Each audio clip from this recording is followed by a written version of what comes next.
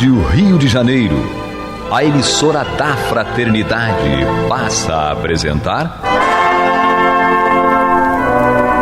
Luz na Penumbra, programa que leva ao seu coração a mensagem da doutrina espírita.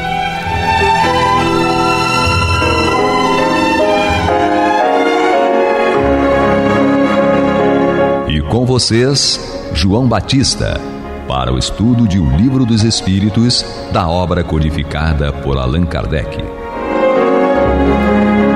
Papai do céu nos guarde e nos abençoe. Louvado seja nosso Senhor Jesus Cristo.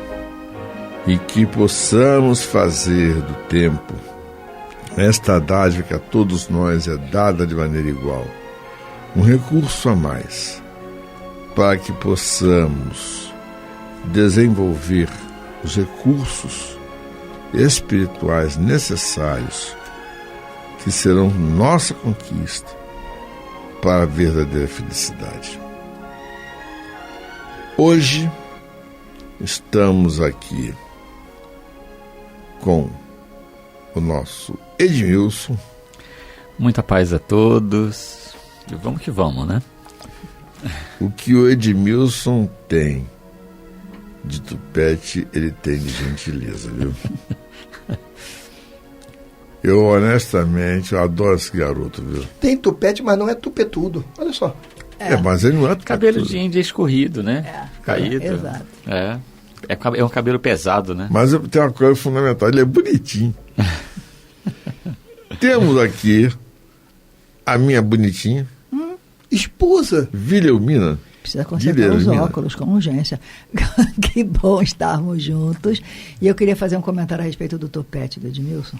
Além do indígena ter esse cabelo farto, bonito, não fica branco. Pois é. Pois é, 57 tem essa anos, vantagem. Não fica branco. Continua. Meu avô e temos aqui o Américo Nunes. Olá, querido irmão, querida irmã, membro dessa grande rádio, a Rádio Rio de Janeiro, Rádio da Fraternidade. Sejam todos muito bem-vindos a mais um Luz na Penumbra. Vocês, senhores ouvintes, senhoras ouvintes, jovens ouvintes, crianças ouvintes, senhores da minha faixa de idade, ouvintes, eu não entrego a minha idade de jeito nenhum, se bem que todo mundo que ouve há tanto tempo já deve imaginar há quanto tempo eu estou nesse corpo. Estamos estudando agora, no momento, a dissertação número 222, Considerações sobre a pluralidade das existências. A Guilhermina, pluralidade para ela é trava-língua. É complicado. É uma palavra que eu tenho que dizer. Pluralidade. Pluralidade tem que ser assim. Fala você aí também, querido irmão ouvinte. Pluralidade. Agora faz depressa. Tem que falar rápido. Pluralidade. Pluralidade. E olha que eu sou gago, hein?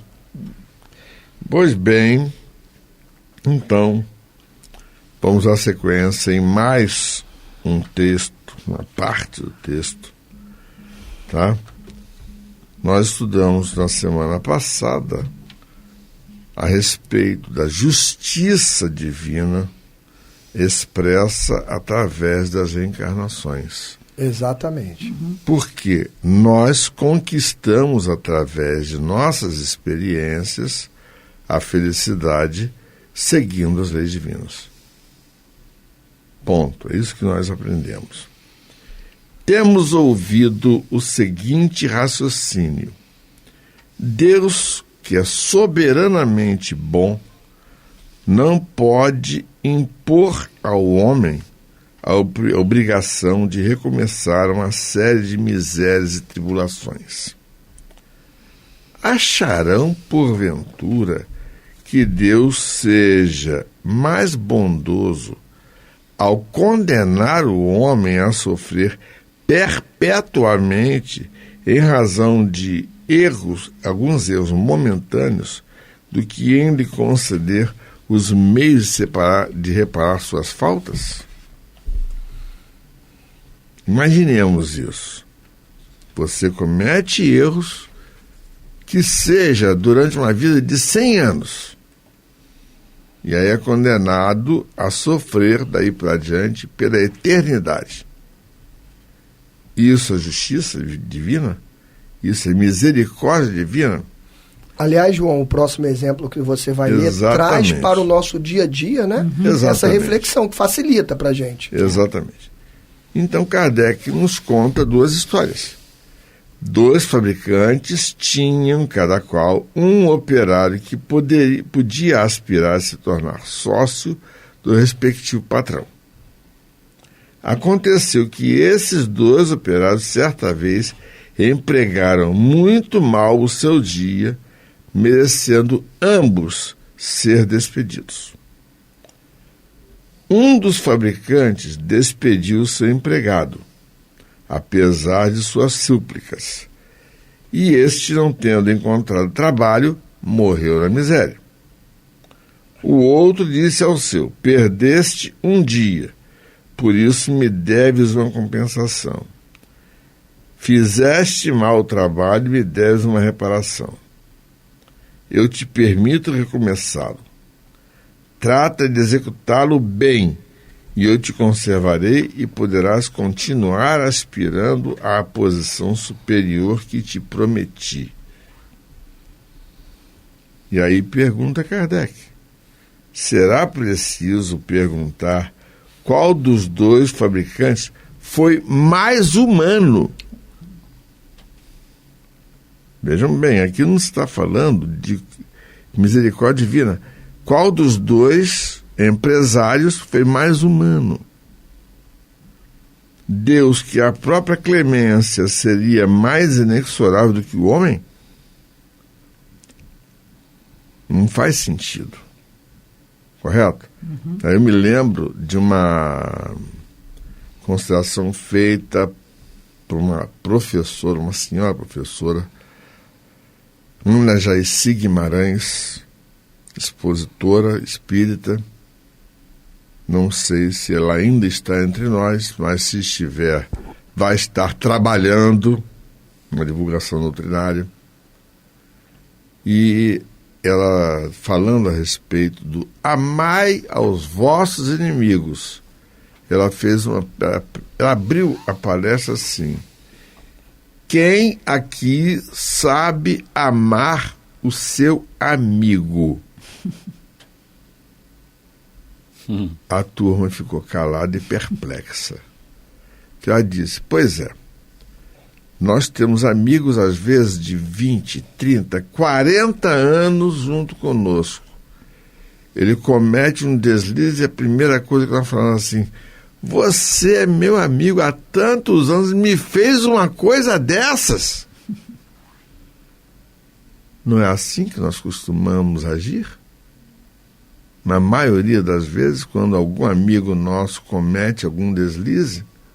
E pior, João, que tem pessoas que ainda usam, né, umas frases que infelizmente acabam caindo no gosto do povo, como, por exemplo, comigo é só uma vez, como se isso fosse algo bom, né?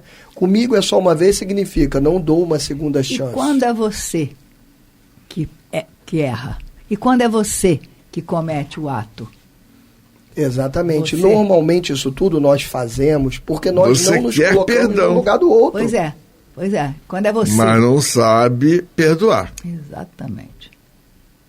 Para você não tem sabe sempre uma sequer desculpa. ter boa vontade, que afinal de contas, você diz assim: eu aceitaria isso de qualquer pessoa, até do meu pior inimigo, menos de você que é meu amigo. Outra frase que também, infelizmente, caiu, né, no gosto do povo aí, né? Porque essas coisas infelizmente, fazendo com que o ser humano, pouco a pouco e inconscientemente, às vezes, ele seja doutrinado para questões negativas. Em vez de nós aprendermos o que é o correto, porque o natural do ser humano é vir da barbárie e subir para a angelitude, e naturalmente nesse processo ele passa por aprender o perdão, aprender a perdoar. E aí nós usamos essas frases para quê? Para poder fixar no nosso inconsciente, né, que a gente não deve perdoar, que não deve aceitar uma segunda vez, que não deve aceitar aquilo de determinadas pessoas. A nossa vida, a gente sempre costuma falar que é como se fosse um filme. A gente tem uma vida com o nosso amigo que é um filme. Então ele é um filme de 30 anos, que vai se passando ali ao longo do tempo. E num determinado momento desse filme há um evento negativo que é como se fosse uma foto. E a gente se fixa naquela foto, naquele instante esquece todo o restante do filme. Exatamente. Tudo aquilo que nós vivemos de bom, né, que nós deveríamos nos fixar, a gente esquece e foca somente naquilo ali que é ruim. Aliás, o ser humano ele tem essa tendência. Cuidado, você aí, querido irmão, querida irmã, todos nós aqui, né? A gente sempre tem que tomar cuidado se nós estamos focando na coisa certa. E nós temos essas tendências por conta de quê? Das nossas experiências pregressas em outras vidas. Esse é o grande fato. Isso significa que Deus foi injusto em nos dar várias existências? Pelo contrário. Ou será que nós utilizamos mal as nossas experiências?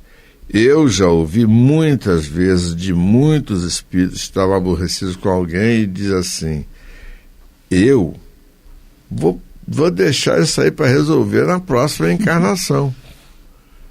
Ele está esquecido de um detalhe: na próxima encarnação vai ser muito mais difícil. Porque ele vai estar aprofundando a idiosincrasia que existe entre ele e aquela pessoa que veio junto com ele para corrigir-se. Aliás, hoje a gente utiliza o espiritismo, né, dentro dessa nossa imperfeição, a gente vai pegando as coisas e vai usando para o nosso bel prazer, como se aquilo ali fosse nos ajudar. A gente usa, por exemplo, também o obsessor. Você aí de casa, alguém já ouviu falar assim? Isso aí não deve ter sido eu, não. A gente faz aquela besteira enorme e diz assim, com certeza isso foi um obsessor. Isso aí não veio de mim, não. Ou seja, a gente foge da responsabilidade até daquilo que a gente faz e tenta colocar a responsabilidade no pobre coitado do obsessor. Só que a doutrina... Se é que foi. Só que ainda que tenha havido essa interferência, ela existe, os obsessores nos incentivando a fazer coisas erradas, ainda assim a doutrina espírita nos ensina o quê? Que para que os obsessores consigam ter acesso a nós, nós precisamos vibrar naquela frequência baixa deles. Exatamente. Então até nos atos em que nós fomos incentivados pelo obsessor, a responsabilidade é nossa. A nossa casa mental nos pertence. Quem não faz bom uso dela, quem não sabe trancar-lhe a porta, é responsável. Ponto. Não tem meio termo. Então aqui, dando sequência, a ideia, nós estamos aqui discutindo a unicidade das existências e a pluralidade das existências.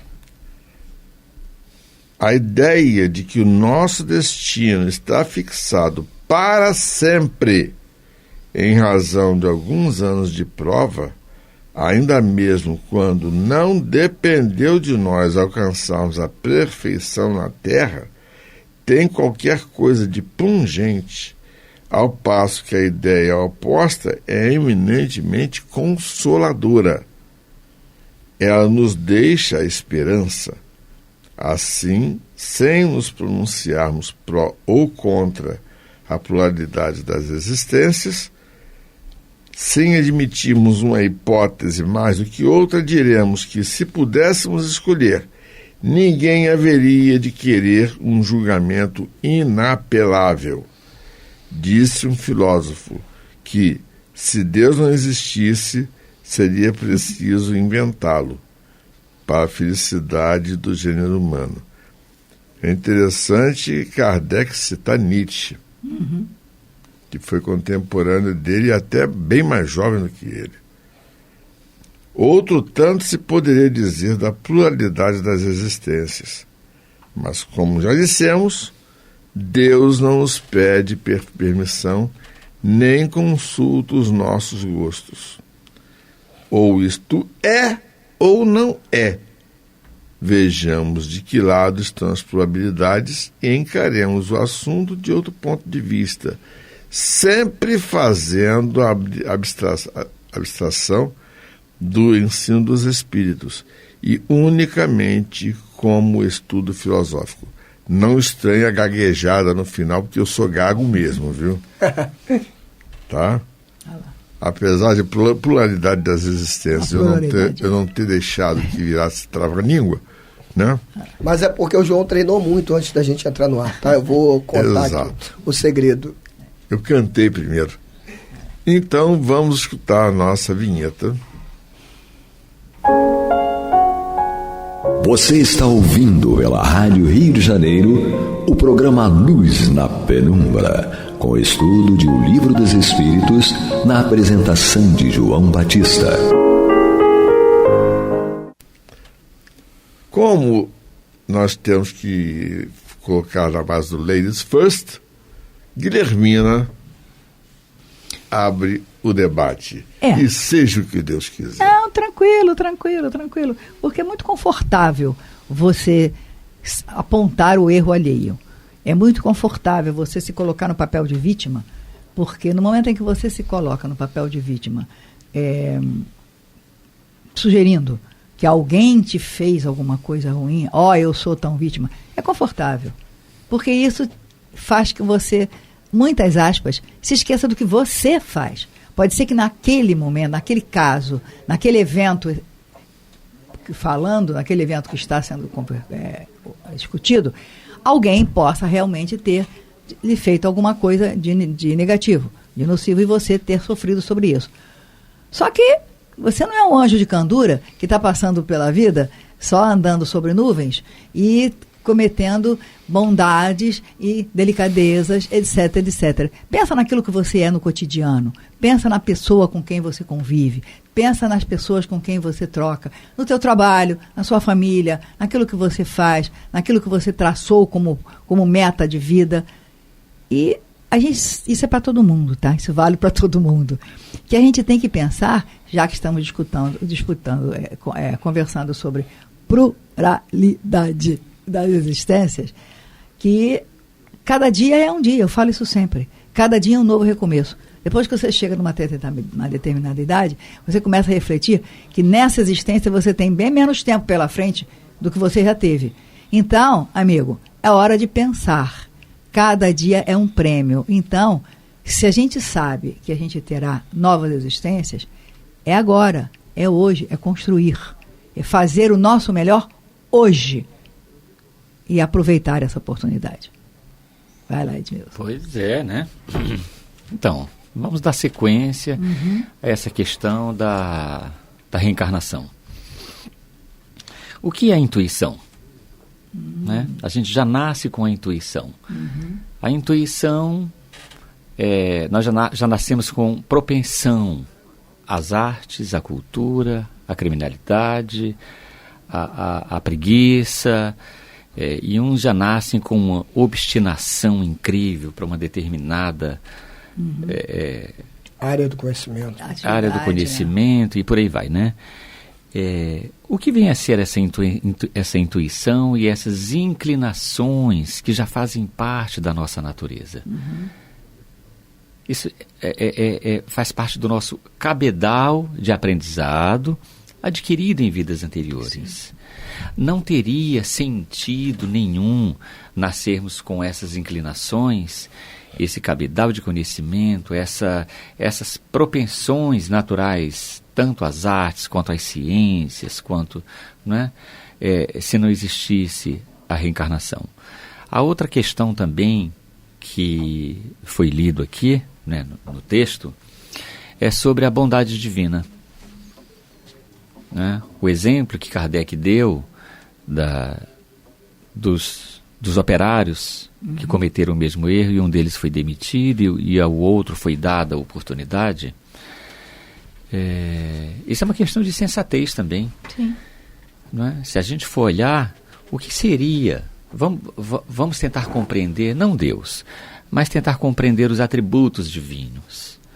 E um dos atributos divinos é a inteligência suprema. Sim.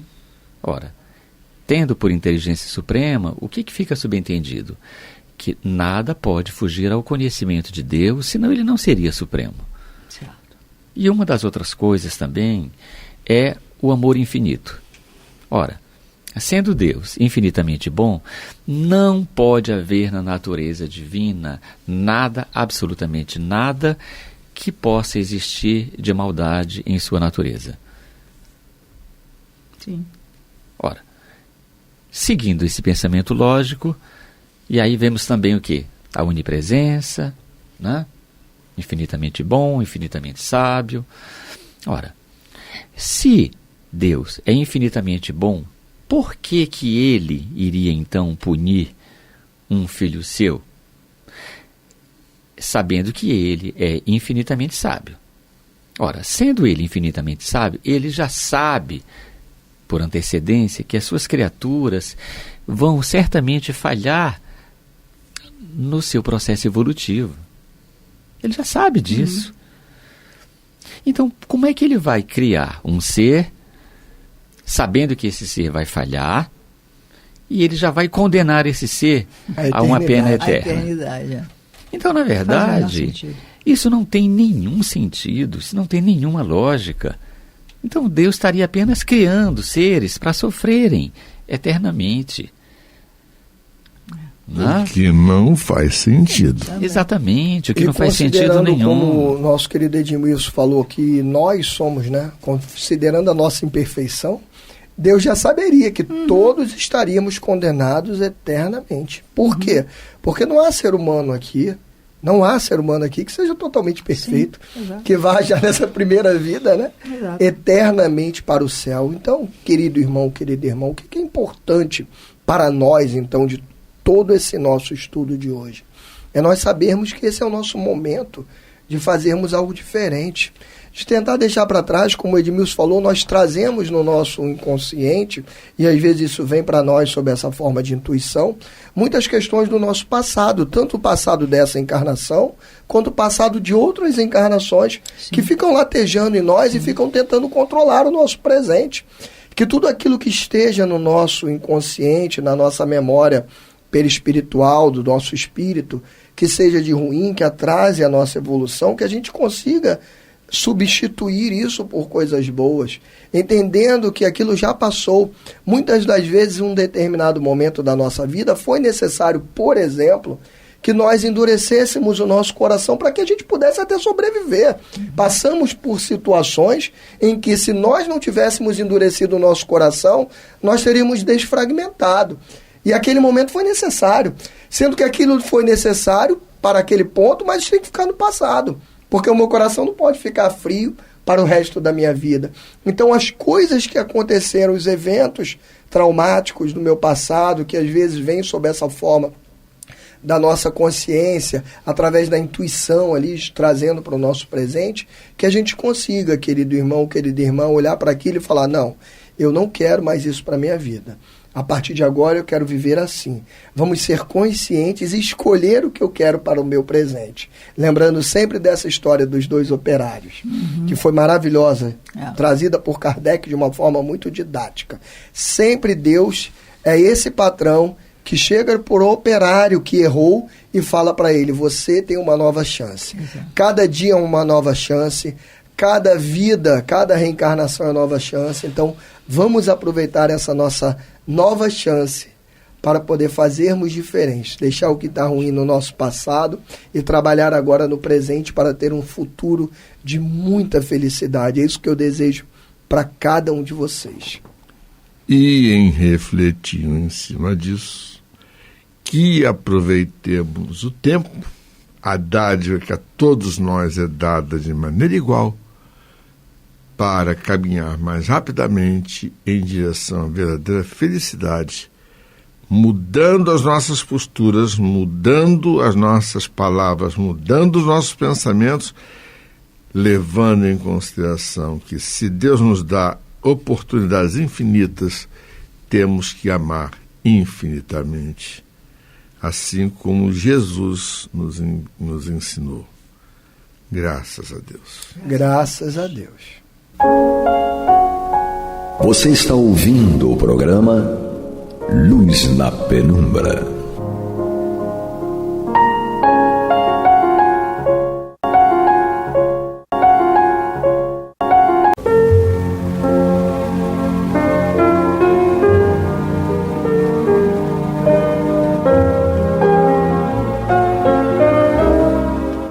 Rádio Rio de Janeiro está levando ao seu lar e ao seu coração a mensagem consoladora da doutrina espírita, através do programa Luz na Penumbra.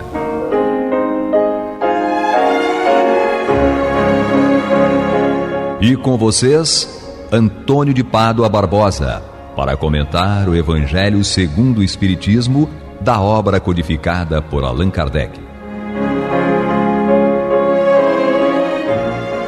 Olá, minhas amigas, meus amigos, muito boa noite. Estamos de volta aqui ao programa Luz na Penumbra, no qual nós estudamos o Evangelho segundo o Espiritismo de Allan Kardec.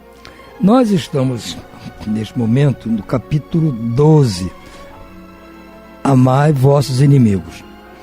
E vamos dar início ao título O Duelo, que são algumas mensagens desses espíritos protetores, nossos amigos. Nesse item 11 é uma mensagem de Adolfo, bispo de Argel, em Marmande, 1861.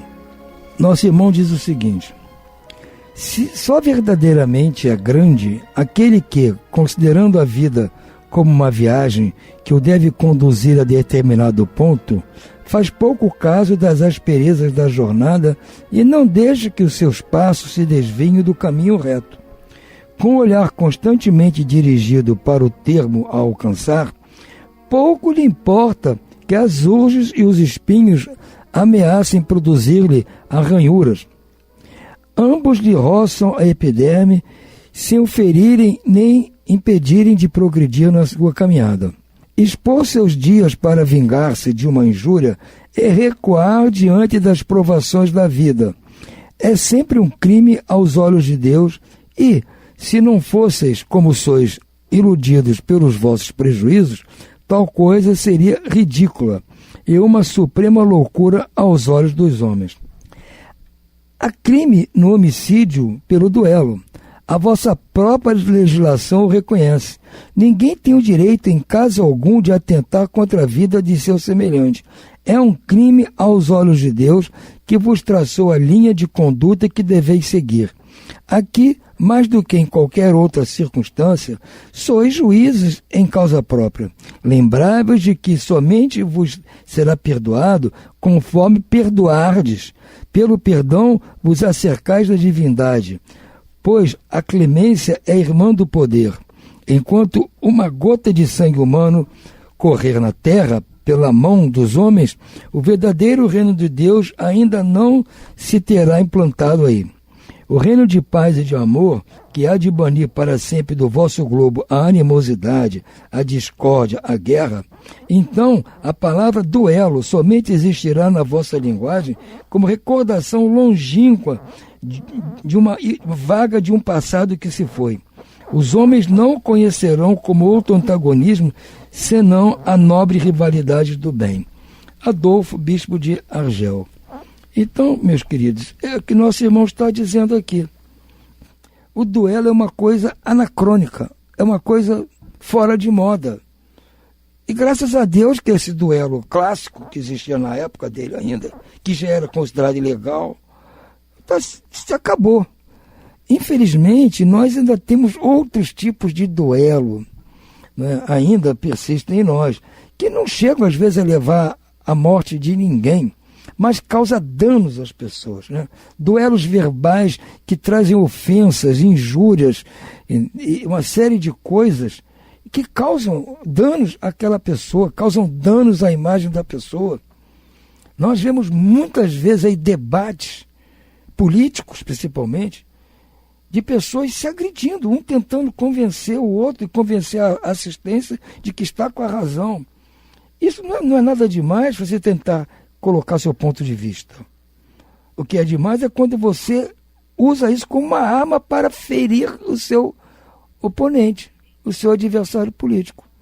Se você se limita a discutir as teses, as propostas, cada um pode ter seu pensamento diferente, tudo bem. Agora, o que não pode é apelar para injúrias, difamações, não é? Narrativas falsas, mesmo que depois venha desmentir, mas já ficou aquilo. Então isso não existe entre nós, esse tipo de duelo. E a tendência, se Deus permitir, é que isso também seja eliminado, porque não faz parte mais da nossa vivência. Como ele diz aqui, essa palavra duelo vai ser no futuro lembrada só como coisas históricas, como a gente hoje cita coisas, fatos e comportamentos da época de Jesus. Por exemplo, crucificação.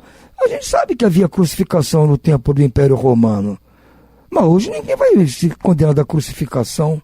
Não existe isso. Mas a gente está nos livros de história. Então, lá no futuro, se Deus permitir, nós vamos mencionar duelo como coisa do passado, na época que nós éramos muito bárbaros. Tudo bem. É essa a ideia proposta aqui pelo Adolfo, bispo de Argel. Na outra mensagem, que é uma mensagem de Santo Agostinho, em Paris, 1862, ele nos diz o seguinte: não há dúvida de que o duelo, em certos casos, pode constituir uma prova de coragem física, de desprezo pela vida, mas também é incontestavelmente uma prova de covardia moral, como é o suicídio. O suicida não tem coragem de enfrentar as vicissitudes da vida. O duelista não tem a de superar as ofensas. Não vos disse o Cristo que há mais honra e coragem em apresentar à face esquerda aquele que bateu na direita do que em vingar uma injúria? Não disse ele a Pedro no Jardim das Oliveiras: embainha tua espada, porque aquele que matar com a espada perecerá pela espada.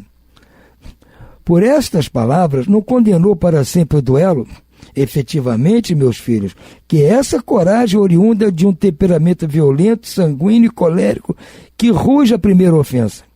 Onde a grandeza de alma daquele que, a menor injúria, quer lavá-la com sangue? Ah, como ele treme, porque no fundo da sua consciência uma voz lhe bradará sempre: Caim, Caim, que fizeste de teu irmão? Foi-me necessário derramar sangue para salvar minha honra. Responderá ele a essa voz. Ela, porém, retrucará: quiseste salvá-la diante dos homens, por alguns instantes que te restavam de vida na terra, e não pensaste em salvá-la perante Deus. Pobre louco, quanto sangue exigiria de vós o Cristo por todos os ultrajes que recebeu? Não só o feriste com espinhos e a lança, não só o pregaste no madeira infame, como também o fizeste ouvir, em meio à sua agonia atroz, as zombarias que lhes prodigalizastes. Que reparação a tantos insultos ele vos pediu? O último brado do cordeiro foi uma prece em favor de seus algozes. Como ele, perdoai e orai pelo que vos ofendem. Amigos, lembrai-vos desse preceito: amai-vos uns aos outros. Então, a um golpe desferido pelo ódio, respondereis com um sorriso e ao ultraje com o perdão. O mundo, sem dúvida, se levantará furioso, vos tratará de covardes. Erguei bem alto a fronte e mostrai que também ela não temeria cingir-se de espinhos, a exemplo do Cristo, mas que a vossa mão não quer ser cúmplice de um assassínio autorizado por falsos ares de honra, que entretanto não passa de orgulho de amor próprio. Ao vos criar, terá Deus vos concedido o direito de vida e de morte uns sobre os outros? Não, somente a natureza lhe conferiu esse direito para se reformar e se reconstituir. Quanto a vós, não permite sequer que disponhais de vós mesmos. Como suicida, o duelista se achará marcado com sangue quando comparecer perante Deus. E a um e outro o soberano juiz reserva rudes e longos castigos. Se ele ameaçou com a justiça aquele que disser raca a seu irmão, quão mais severa não será a pena para quem chegar à sua presença com as mãos sujas de sangue do seu irmão? Exatamente o que está de Santo Agostinho dizendo aqui, comparando o duelista com o suicida. Um tirou a própria vida, o outro vai tirar a vida de outrem. Mesmo que ele vá alegar que foi para defender a minha honra. Mas então você não está querendo ser cristão, porque o Cristo disse: se ele agredia numa face, dê outra face. Se ele agredir a sua honra, faça ouvidos do mercador, vá embora. Não suje suas mãos de sangue por isso. É duro, vai ser muito difícil ouvir uma ofensa, uma agressão verbal, com certeza, uma mentira, uma calúnia. Mas ele falou que nós tínhamos que perdoar, porque se nós fizemos a mesma coisa, nós vamos querer ser perdoados. Ou nós nunca ofendemos ninguém, nunca perpetramos injúrias contra ninguém. Isso é da nossa vida do dia a dia, pela nossa própria ignorância. E quando o fazemos, nós queremos ser perdoados. Então, se nós realmente aceitarmos isso com um perdão, estaremos nos livrando de chegar à espiritualidade com as mãos sujas de sangue, como foi o caso de Caim e Abel. É o que ele está dizendo aqui, Santo Agostinho. É a mesma coisa, Deus não deu a ninguém o direito de tirar a vida de outro, nem a própria vida. Isso cabe à natureza, pela ordem natural das coisas. Essa é a proposta que Santo Agostinho tem aqui para nós. A outra mensagem é a mensagem de um espírito protetor em Bordeaux, 1861.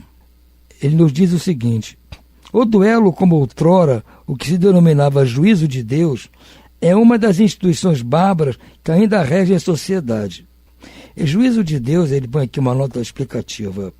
Quando faltavam as provas materiais para comprovar a inocência e a culpabilidade de um acusado, recorria-se a essa prova judicial como era usada antigamente. Então, esse juízo de Deus é uma das instituições bárbaras que ainda regem a sociedade. Que dirias, no entanto, se visses dois adversários mergulhados em água fervente ou submetidos ao contato de ferro em brasa para resolver a contenda entre eles, reconhecendo-se estar a razão com aquele que melhor sofrer a prova? Essa era a prova do juízo de Deus. Uma disputa entre duas pessoas. Nessa época do Kardec, eles iam apelar para o duelo, a ver quem tem razão. Antes disso, existia esse juízo de Deus. Não havia prova para saber quem estava com a razão. Então mergulhava os dois na água fervente, aquele que suportasse melhor é o que estava com a razão. Vocês veem como nós já fomos. Qualificarias esses costumes de insensatez. O duelo é uma coisa pior do que tudo isso. Para o duelista experiente, é um assassínio cometido a sangue frio, com toda a premeditação possível, pois ele está certo da eficácia do golpe que desfechará. Para o adversário, quase certo de sucumbir em virtude de sua fraqueza e inabilidade, é um suicídio cometido com a mais fria reflexão. Sei que muitas vezes se procura evitar essa alternativa igualmente criminosa, confiando ao acaso a questão, mas então isso não é voltar sob a forma do juízo de Deus da Idade Média? É nessa época a culpa era infinitamente menor. A própria denominação juízo de Deus indica fé ingênua, é verdade, mas afinal fé na justiça de Deus, que não podia deixar que um inocente sucumbisse, ao passo que no duelo tudo se resume à força bruta, tal sorte que não é raro é o ofendido que sucumbe. Então vejam bem o que ele está dizendo aqui. Na ignorância da Idade Média, faziam esse juízo de Deus, que é botar os dois contentores em água fervendo, e aquele que tivesse com a razão era o que sobrevivia, porque eles achavam, pô, aquilo é um juízo de Deus. Deus não vai permitir que o que está com a razão, o inocente, sucumba. Então, se esse aqui conseguiu sobreviver, é porque ele está com a razão. Eles achavam, pela ignorância ainda, que Deus é que ia escolher. Agora, no duelo, não, porque mesmo o que não está com a razão pode vencer o duelo. Porque se ele for mais hábil, mais rápido, mais hábil com a espada, tem pontaria melhor com a garrucha, ele pode ser o errado. Então, tiraram Deus da jogada. É muito pior que o outro juízo de Deus. Pelo menos eles faziam por ignorância, achando que Deus ia resolver. No caso do duelo, não. O estúpido amor próprio, tola vaidade e louco orgulho, quando sereis substituídos pela caridade cristã, pelo amor ao próximo e pela humildade que o Cristo ensinou e exemplificou. Só então desaparecerão esses preconceitos monstruosos que ainda governam os homens e que as leis são impotentes para reprimir, porque não basta interditar o mal e prescrever o bem. É preciso que o princípio do bem e o horror ao mal estejam no coração do homem. Exatamente. A gente pode proibir o duelo, que é proibido. Pode fazer campanha contra o duelo. Mas enquanto os homens tiverem no coração essa mentalidade duelista, vai persistir o duelo, vão fazer as escondidas. Então, a ideia é que nós nos transformemos moralmente. Nós temos que nos transformar moralmente. Aí sim, essa história de duelo estará totalmente arrancada de dentro de nós. A outra mensagem é de Francisco Xavier, em Bordeaux, 1861. Diz ele: que juízo farão de mim, costumais dizer, se eu recusar a reparação que me é exigida, ou se não a reclamar de quem me ofendeu? Os loucos como vós, os homens atrasados, vos censurarão, mas os que se achem esclarecidos pelo facho do progresso intelectual e moral, dirão que procedeis de acordo com a verdadeira sabedoria. Refleti um pouco. Por motivo de uma palavra dita às vezes impensadamente ou inofensiva, vinda de um de vossos irmãos, o vosso orgulho se sente ferido. Respondeis que de modo áspero, e daí uma provocação. Antes que chegue o momento decisivo, inquiris de vós mesmos se procedeis como cristãos. Que contas ficareis devendo à sociedade se a privardes de um de seus membros? Pensaste no remorso que vos assaltará por haverdes roubado o marido de uma mulher, o filho a uma mãe ou um pai que servia de amparo aos filhos? Certamente o autor da ofensa deve uma reparação, porém não lhe será mais honroso dá-la espontaneamente, reconhecendo suas faltas, do que expor a vida daquele que tem direito de queixar? Quanto ao ofendido, convenho em que, algumas vezes, por ele achar-se gravemente ferido, quer em sua pessoa, quer na dos que lhe são mais caros, não está em jogo somente o amor próprio. O coração se acha magoado e sofre.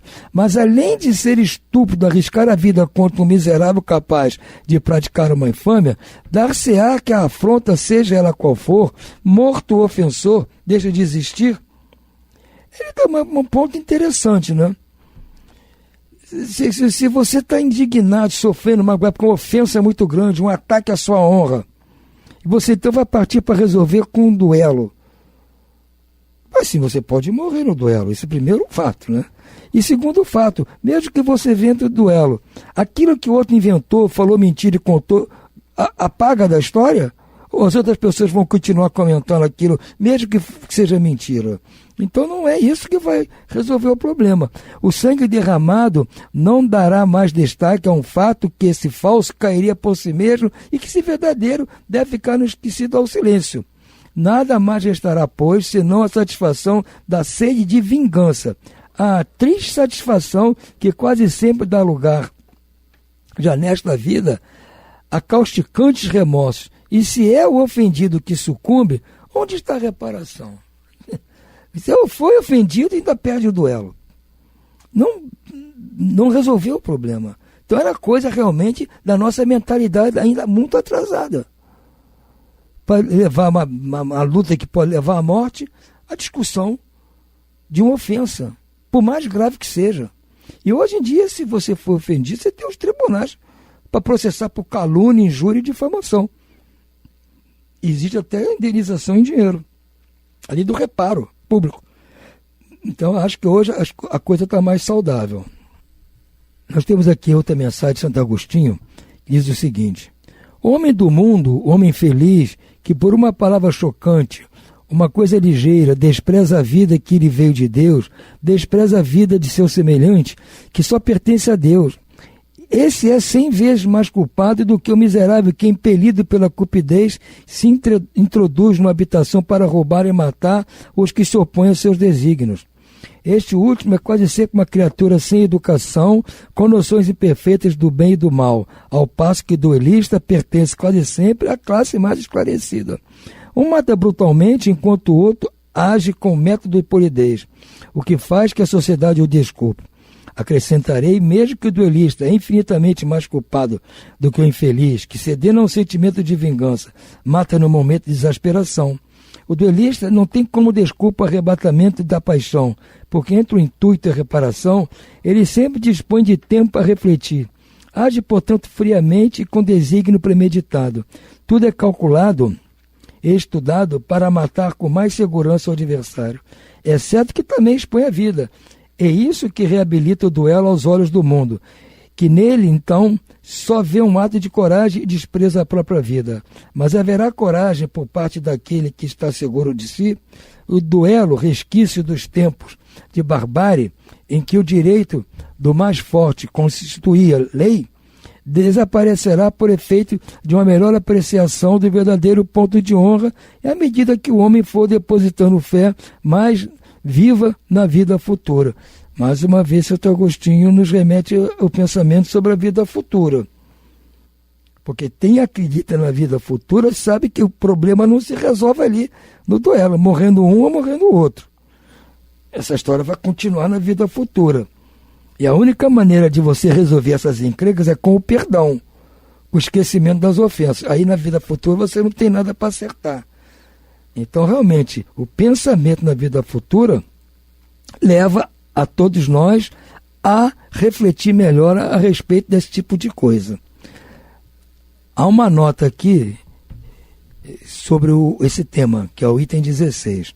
Os duelos vão se tornando cada vez mais raros e, se de vez em quando ainda se vêem alguns exemplos dolorosos, o número deles não se pode comparar com o dos que ocorriam antigamente. Outrora, um homem não saía de casa sem prever um encontro, o que o levava a tornar as necessárias precauções. Um sinal característico dos costumes do tempo e dos povos consiste no porte habitual, ostensivo ou oculto de armas ofensivas ou defensivas.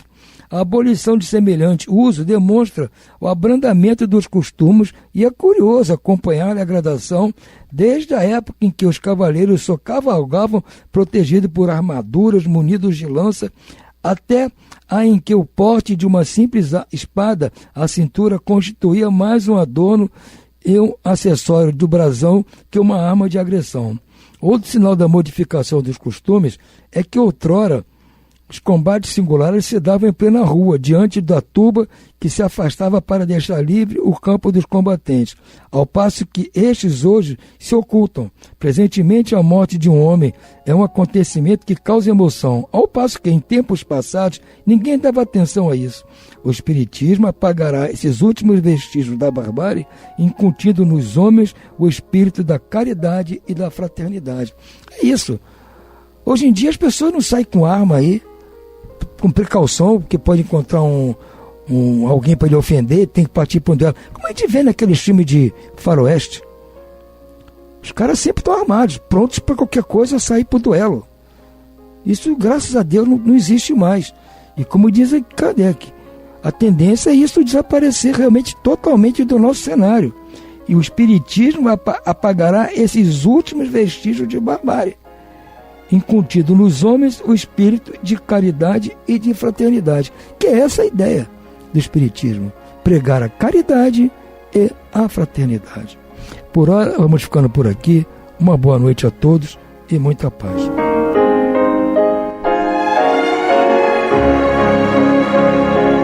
E vamos ouvir agora a prece de encerramento de nosso programa, na voz de Geraldo de Aquino. Jesus, dá-nos coragem para a luta, piedade para os insultos e misericórdia para as injustiças e ingratidões. Limpa nossa alma de inveja e ambições mesquinhas, de ódio e de vingança o nosso caminho. E que dentro em pouco, ao recolher-nos de novo ao calor do nosso leito, para que o sono nos dê a paz e o esquecimento das tristezas humanas, possamos sentir, Senhor, no mais íntimo de nosso ser, a doçura indefinível do Teu amor e a grandeza incomparável da Tua divina presença. Que assim seja.